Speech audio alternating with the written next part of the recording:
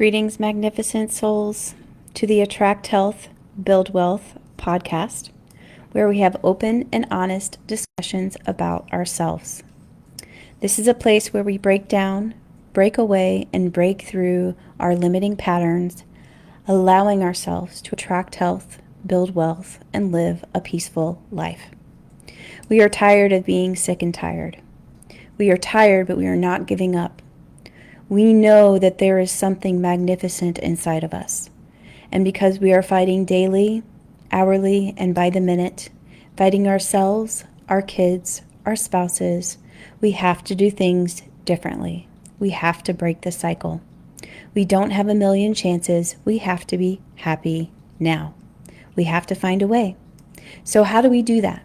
How is that possible? If you look around at what society is telling you, they tell you that what we're doing is impossible. Yet it's happening every single day.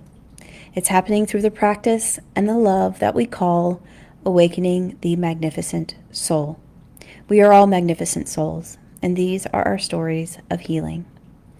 Today, in episode 65, I wanted to talk about intimacy today, specifically about emotional intimacy and my thoughts on what blocks us and how we can get there to get the intimacy that we want and that we deserve.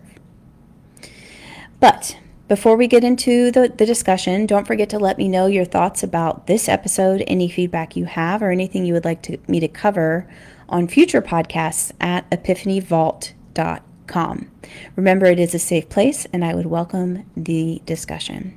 Today's episode is brought to you by the Align into Authenticity coaching program, which is open for enrollment until June 23rd or until the available spots are full. I actually have one more left.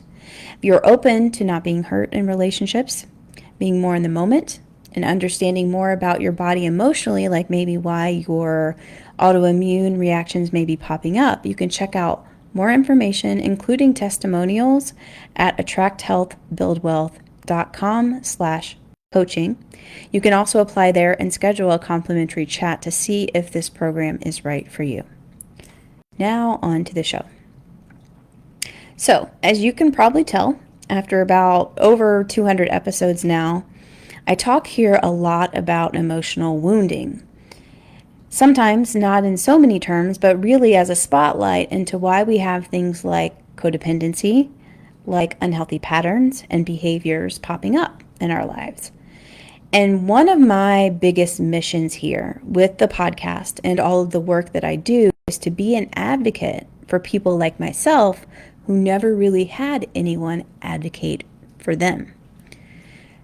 And specifically, if we want to change our behaviors and our limiting patterns, it is paramount that we talk about the emotional wounding behind them.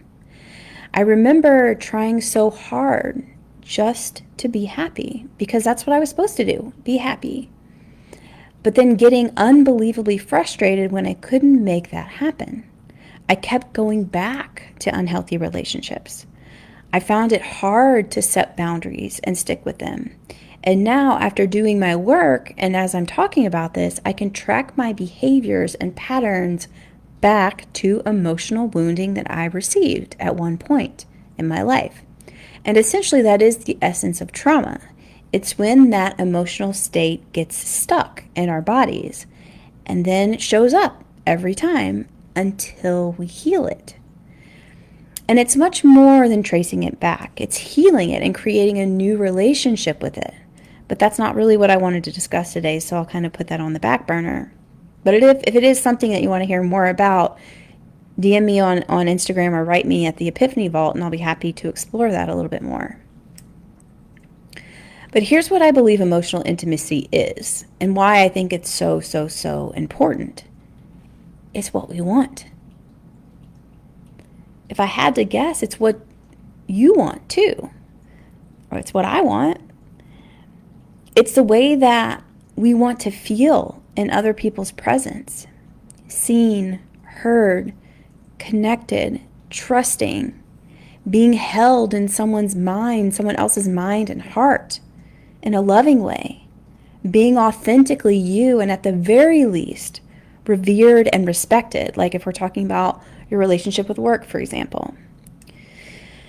So emotional intimacy is so important because it really is a gauge into the depths of our relationships. And let's be honest, it's something that really could cure the whole world. So what is emotional intimacy? And I pulled a definition from Wikipedia. I'll read here. And it goes like this, in quotes: emotional intimacy involves a perception of closeness to another that allows sharing of feelings, accompanied by expectations of understanding, affirmation, and demonstration of caring. In all truth, this definition hurts a little because I feel like if I look back on my life, I have had less of emotional intimacy. I had less of emotional intimacy than more of it. And I kind of feel like it's a skill that I never learned, like cooking or dribbling a basketball, for example. There was an older part of me that would have given up because it felt like I lost out on it. There was a part of me at one point that was like this, with no hope of learning it or of recovering it. But what I realized, though, after seeking help, was that those thoughts that eventually became my beliefs were wrong. Emotional intimacy is a skill. It definitely is, but it's also a skill that we can learn.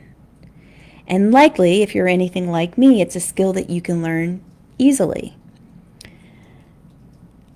I believe that emotional connection works alongside spiritual connection and that it's a fundamental and divine part of our existence, but it just gets stuck. And normally, it gets stuck at the age with which the developmental trauma occurred.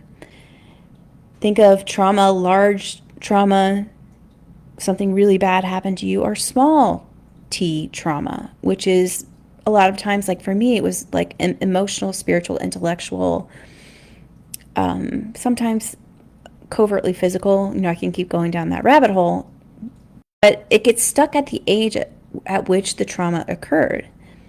And if that emotional block stays in place, it will until we heal it. And through my healing, I could actually feel myself. This is going to sound really weird, but through my healing, I could actually feel myself growing from a younger age, albeit a lot quicker. I could feel myself relating to myself and the world with beginner's mind in a way again and again.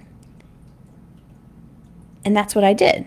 That's what kind of brought me back to myself, especially when I brought in support around me to feel the feelings of emotions, to help me seek to express them, and to find the words to actually and accurately express what was going on inside of me.